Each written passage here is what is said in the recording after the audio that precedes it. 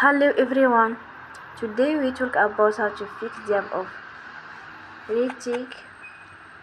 We will go to settings. Then we click on apps. After that we search the app Retake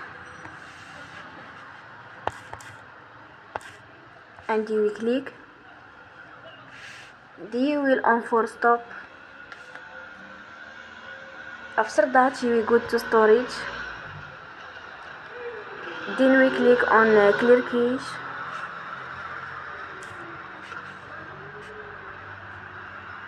In the end, you will turn off your Wi-Fi and you will turn again.